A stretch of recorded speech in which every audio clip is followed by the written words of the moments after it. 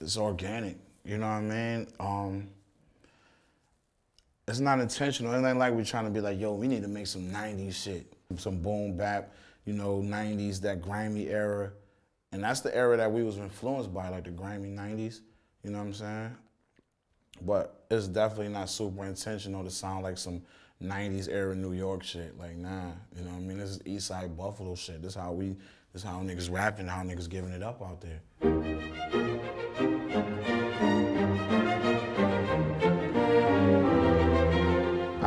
You know, not even on no arrogant or cocky shit, like I seen all this coming, you know what I'm saying? I knew what it was. I knew where we was about to take it, because I know how hard we worked for to get to take it there, you know what I mean? But I was still kind of shocked when it was with Shady, because I've been, you know, following, you know, the label, and Eminem, like one of my favorite rappers of all time. Royce, you know what I'm saying? You know, I know about Paul, Steve Berman, and all that because I'm a fan of the shit first. I know M is like he like a technician with his fucking lyrics, like, you know what I'm saying? And it's crazy because he really looked for the same thing when he listened to rappers that I look for, and that I try to, you know what I'm saying, put into my flow, you know what I'm saying? Like the syllables and all that, like multi-syllable words rhyming, you know what I'm saying? So when he told me he was impressed by that, I was like, wow, because I worked on that, you know what I mean? We played some music for him and all that, and he just was, he real excited, man, and that's what really, I was really looking for, because I don't want it to be we business first, but like, I don't want to do business with nobody that, you know what I'm saying, I can't look in the eye and feel comfortable with being in bed with, pause. You know what I'm saying? Like, it gotta be right, it gotta be genuine, it gotta be organic, you know what I mean? And the way we vibed, and you know, I could just tell that he real excited and ready to go forward with what we trying to do, you know what I'm saying? Grimiest of All Time, you know, that's coming, that's gonna be my release on Shady solo, you know what I mean? Produced mostly by Derringer. I got a couple Alchemist gems on there. I got a Statik Selectah, trying to get some shit from Primo. We done talked over the phone and all that. We gonna work on some shit. I got a couple other people, couple other surprises that I'm working with on the joint. But the album, to me, I feel like, I say this all the time, like, I think it's maybe one of the hardest albums in the last decade or two. I'm confident, man, with it, you feel me? Like, the GOAT, man, Grimiest of All Time, niggas ain't fucking with it. Like, it's an incredible album from song one to the end of it. It's funny because that wasn't even planned or rehearsed or nothing. I had bought this camera, it's a funny story, I had bought this camera like before I got shot, before it happened and all that. And I had went to Buffalo to visit, and I had the camera with me.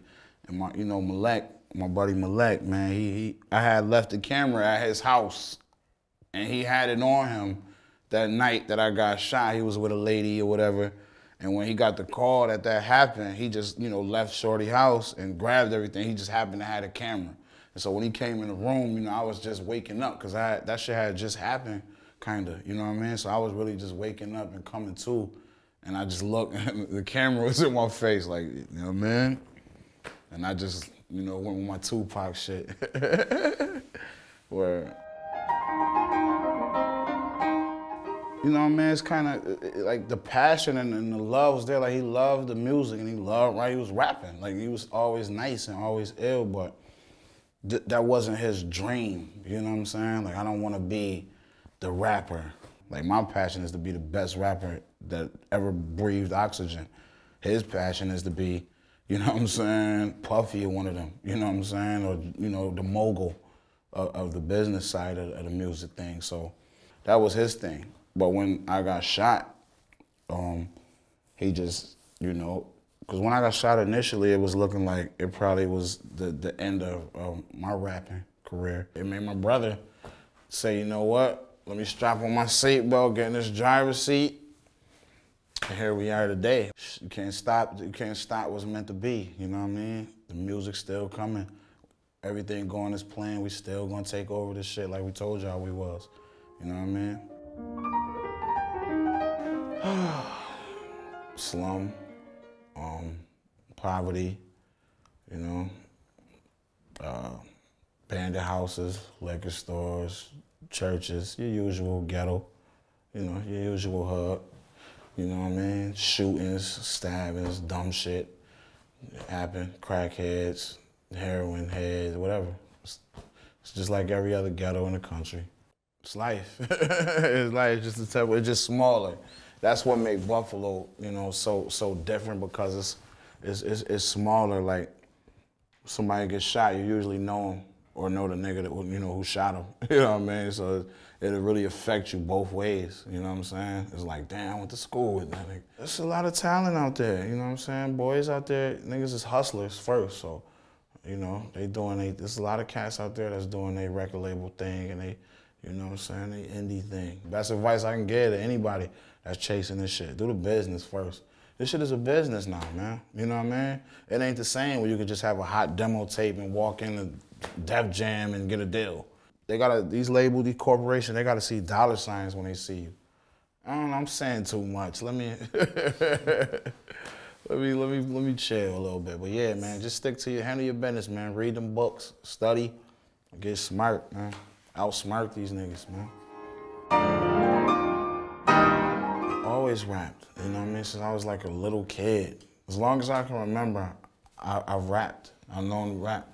But I didn't realize that I was good at it and this was something that I should take serious as far as the business side and all that, until when I came home from jail in like 2005. Really, when I went to jail, I just was like, what am I doing? You know what I'm saying? I'm fucking up, man. In my city, I was already a legend.